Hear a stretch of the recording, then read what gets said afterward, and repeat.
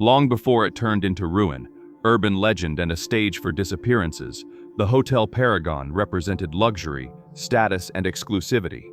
The building was not seen merely as a place for lodging, but as a symbol of prestige frequented by celebrities, millionaires, and influential people, a space where wealth and power flowed freely through elegant corridors, refined halls, and rooms prepared to impress any visitor. However, behind this impeccable image, the hotel began to be slowly contaminated by a dark presence when a famous mobster started conducting shady business inside it, and more than that, decided to invest in the place. From that moment on, the Paragon ceased to be just a luxurious point of rest and began to carry an atmosphere of secrecy and threat. Shortly after, the owner's wife was found dead under disturbing circumstances, while the owner himself disappeared without explanation, which led to the hotel's closure. Later, when the mobster also died, his fortune disappeared along with him, and thus the story was born that turned the Paragon into a cursed place, surrounded by rumors, fear, and the belief that something evil remained alive within those abandoned walls. Months before the main events, a woman named Amanda appears desperately crawling across the floor of a dark room, trying to escape something that is chasing her. Then when she looks ahead, she sees something in front of her and freezes in pure horror. This brief moment already indicates that the hotel still harbors an active evil, ready to destroy anyone who gets too close. In the present, the narrative shifts to Diane, who starts a live broadcast for her channel called The Creepers. Alongside her boyfriend Rick, she presents the group's new stunt, announcing that the trick of the day will be jumping from a moving train. The video's introduction alternates between dialogue, fast editing, and a short clip showing Diane performing the action, while a passenger watches everything in shock and even has her face used as a joke in the channel's edit. It soon becomes clear that this kind of recklessness is the group's main content, also formed by Cora and Vern, young people obsessed with adrenaline, visibility, and extreme content. The four wear employee uniforms to move around without raising suspicion, board the train, and soon open a large trash container to pull out JD, who was hiding inside with the equipment. When a passenger appears in the car and Rick tries to warn that the area is closed, she ignores him and the group decides to proceed with the plan anyway. Using tools, they force the door, jam the mechanism with a metal bar, and after removing their uniforms, jump out of the moving train, executing the maneuver as they had practiced. But the situation remains dangerous, because after the jump, they all need to run along the tracks as fast as possible to escape another train that is approaching. They are nearly hit, but manage to take cover by the wall at the last moment. After that, the group heads to a large gate and tries to open it unsuccessfully. Cora then takes the lead, and using her body cam to record everything, climbs the gate and the wall, opens a ventilation passage, and crosses to the other side, finally managing to unlock the entrance for her friends. Once inside the corridor, the four explore the place, admiring graffiti spread everywhere, including a piece by the famous artist Bossot. Rick reinforces the group's rule: record but do not touch anything. Despite that, JD breaks off a piece of the graffiti, ignores the others' protests, and gets into a confrontation with Rick, who tries to stop him. The fight only ends when Vern separates them, and Rick expels JD from the team. The former member leaves, saying that he would rather get rich than continue being a nobody. Shortly after, security guards appear nearby, forcing everyone to run to escape before being caught. The next day, Diane checks the video's performance and is disappointed to see that it has reached only 82 views. The entire group shows frustration, because with each new stunt it seems harder to attract attention on the internet. It is then that Rick reveals he managed to obtain the blueprints of the old Hotel Paragon, after hearing that the mobster's missing fortune might still be hidden inside. He says that many people have already tried to enter that building in search of the money, but none returned, and mentions the legend that evil inhabits the hotel and does not tolerate visitors. Even so, the possibility of recording something unique and perhaps finding the fortune sparks everyone's interest. Rick recalls the rule that they only document, without stealing anything, but the general excitement grows. At that moment, Diane takes off her hat and reveals a new hair color, expecting a strong reaction from Rick, who responds with less enthusiasm than she would like. Then a notification arrives showing that JD is now part of another group. In the video, he appears showing off the stolen piece of graffiti and insulting the creepers, while his new companions play with Russian roulette, which leads Rick to call them psychopaths. While the others are distracted, Diane posts online that they are going to the Paragon, without considering the consequences. The following night, Rick, Vern, and Cora wait for Diane at a motel, already with the equipment prepared for the break-in. While they wait, someone knocks on the door, and Rick finds Frank, a man who claims to work for Vice News. Cora explains that he got in touch and was invited to follow the operation. Shortly after, Diane finally arrives, and Frank introduces himself better, explaining that he wants to follow the group entering the Paragon to publish the story. He found out everything because of Diane's post, which annoys the others, since she ended up ruining the secrecy of the mission. Rick distrusts Frank's presence, and Vern believes he might be an undercover cop, but Diane likes the idea because she imagines it could bring the visibility they seek. Thus, Frank ends up being accepted. As they leave the motel, they realize they forgot to bring extra diesel for the van, and Frank offers his own car to take them, squeezing everyone into the back seat. After a long drive along the beach, the group arrives at the location and cuts the padlock on a gate to proceed. Vern notices that a storm is approaching, and Rick insists that everyone needs to get out of the tunnels before the rain. Since the hotel's doors and windows were sealed, the only way in is through a sewer tunnel. They put on helmets and follow the dirty, narrow path until they find a passage too small, forcing everyone to crawl through the foul interior. Suddenly, a large number of rats appear, causing panic. Frank positions himself over Cora to protect her, while the animals run over them. Fortunately, the rats move on without hurting anyone. Further ahead, they find a sparking power box and realize that the gate they intended to use is blocked by a pile of objects. Diane decides to look for another entrance. Cora then uses a tool to break the padlock and forces the gate open, causing the objects to fall and clearing the passage. She calls Diane to return, but the rest of the group does not wait. They move forward and finally enter the Paragon. As soon as they cross the entrance, they begin filming everything around them. Rick records the video's introduction, but at the moment he says the hotel's name, birds suddenly fly, hit the chandelier, and cause the structure to fall. Cora narrowly avoids being crushed. At the same time, Diane finds a different entrance and ends up alone in a surprisingly beautiful room, where she starts another broadcast for her followers. She goes to the ballroom, plays with the piano, and ignores Rick's call so as not to ruin the live stream. Then she hears a strange noise, assumes it is rats, and starts running. As she goes down the stairs, she trips, falls, and drops her phone. While catching her breath, a terrifying hand appears behind her. From that moment on, Diane disappears. Rick, worried, orders his friends to search every room. While he runs upstairs, Cora comments to Frank that Rick wants a stable life with a wife, while Diane seeks adventure. She also explains that Rick works in a hardware store and supplies the group's equipment, which is why they let him think he is in charge. Shortly after, Cora notices Frank's wedding ring and asks about his wife. He shows a photo of Amanda, but the conversation is interrupted when Rick demands that both return to the search. Meanwhile, Vern continues photographing the hotel and finds claw marks on the wall.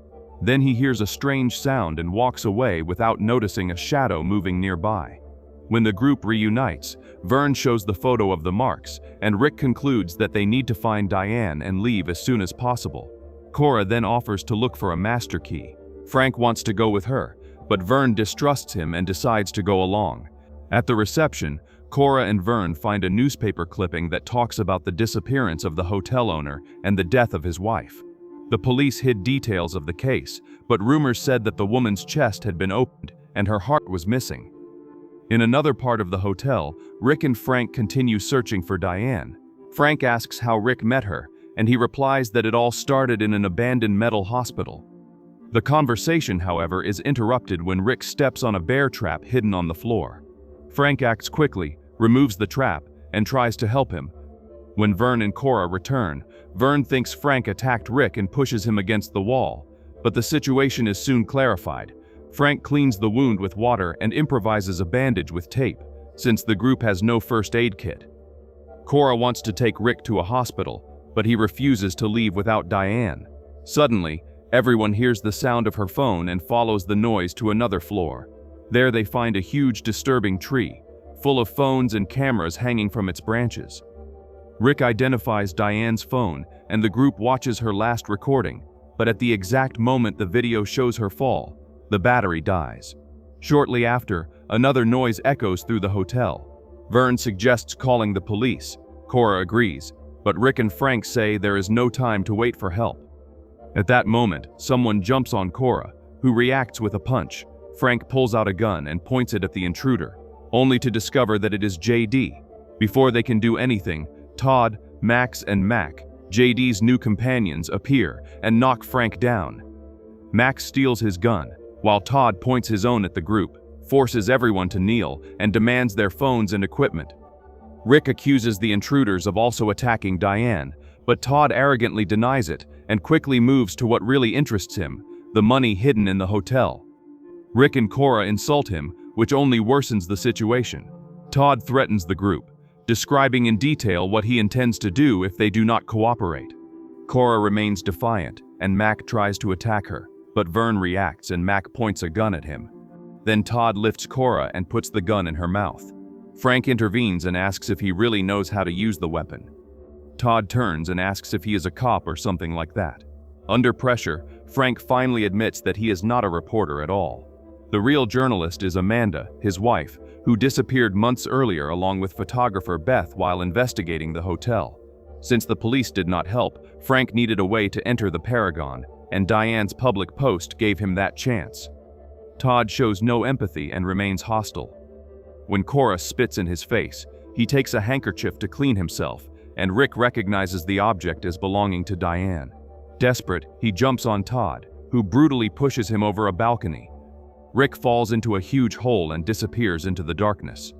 JD is bothered by Todd's excess, but only receives a slap. Todd then resumes demanding the location of the money. Frank reveals that the blueprint marked the place where the fortune was hidden, but that the only copy remained with Rick. With no alternative, Todd decides to look for him. As the group moves again through the corridors, Cora sees a body on the ground on the other side of a huge opening in the floor. Since there is no direct passage, she uses cables hanging from the ceiling and with skill, jumps against the wall, swings and reaches the other side. As she approaches, she discovers that the body is not Rick, but an old skeleton covered in insects. Todd decides to continue the search elsewhere, and even shoots the cables to prevent Cora from returning right away. Further ahead, everyone hears a woman crying and follows the sound to a room. Mac opens a strange closet, finds only clothes, and when he turns, a repulsive hand tries to touch him. Soon after, a woman appears asking for help, and Frank recognizes her as Beth, the photographer who was with Amanda. She warns, terrified, that it is coming and that everyone will die. Rick is no longer with them, so Todd and Mac put on night vision goggles, turn off the flashlights, and close the curtains, trying to locate the threat in the dark.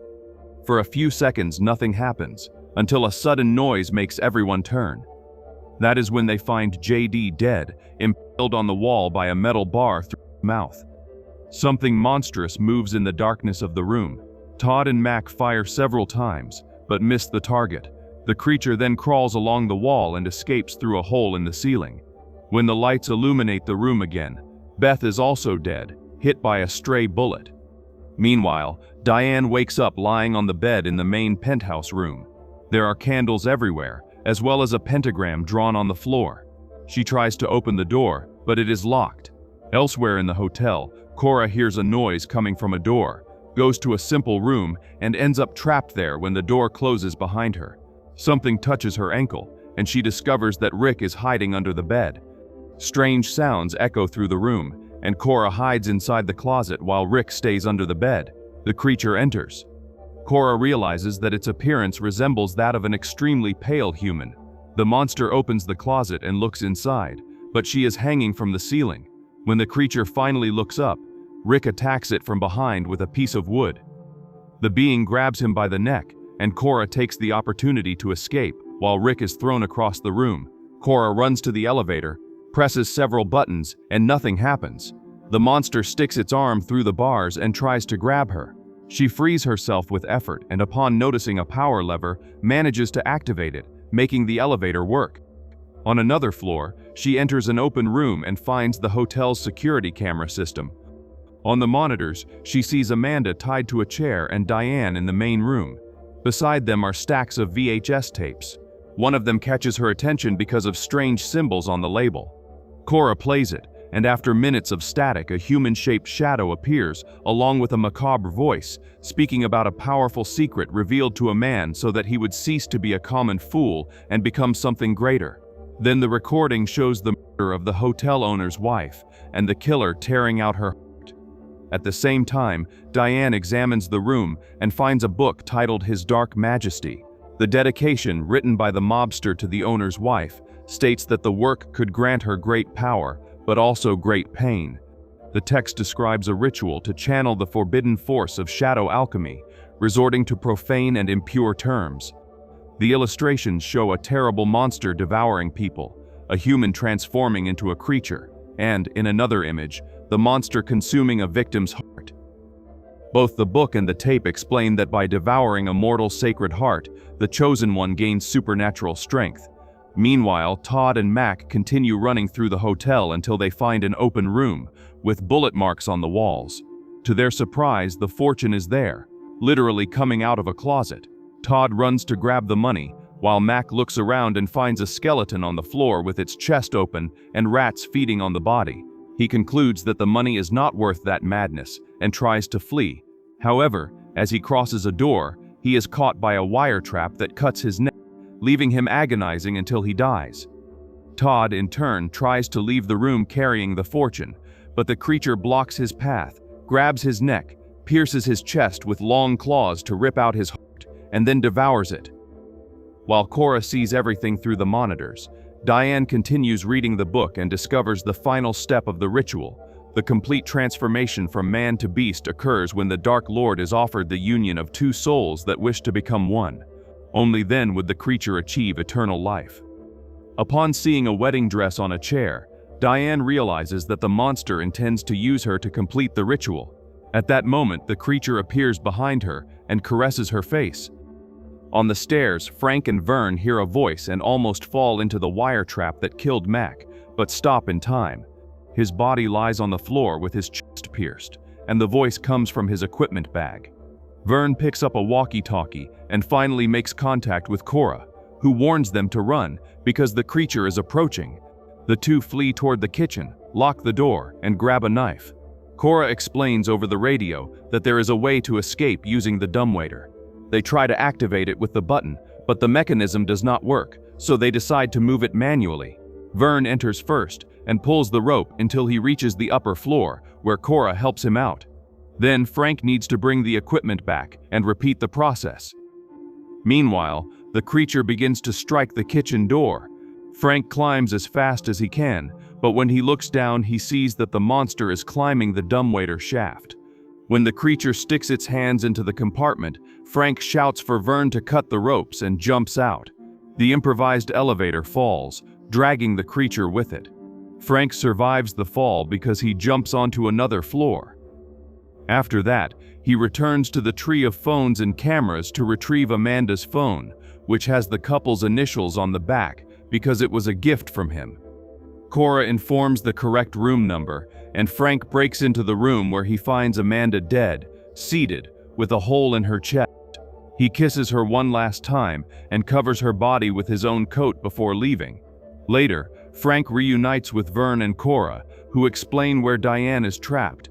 At the same time, everyone is shocked to realize that the creature is still alive. Even so, Frank offers to save her. In the main room, Diane puts on the wedding dress and approaches the monster pretending submission. When it lowers its guard, she strikes it with the book and runs away. The creature chases her. In the corridors, Frank tries to find the right door without success, until he hears Diane's screams. Following the sound, he finds the monster dragging her by the hair. Without hesitation, he charges at the creature and knocks it over the balcony. The monster's body ends up impaled on a branch of the monstrous tree, while Frank falls and dies on impact. Both are killed in the final confrontation.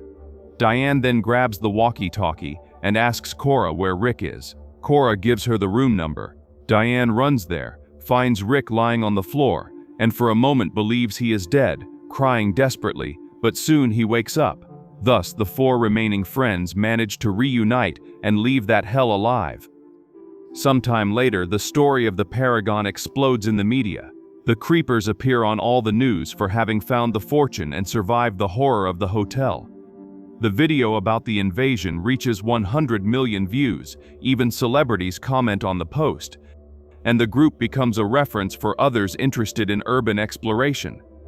Even after everything they went through, however, the lesson does not seem to have been enough to completely drive them away from their old obsession with risk and fame. Diane changes her hair to blonde, indicating a new phase, and Rick opens a bag to reveal that he stole a small part of the money found, saying that a little would not hurt the group's code. Thus, the film ends the narrative showing that although they escaped the Hotel Paragon with their lives, trauma, and fame, the temptation of adventure, danger, and ambition still remains alive within them.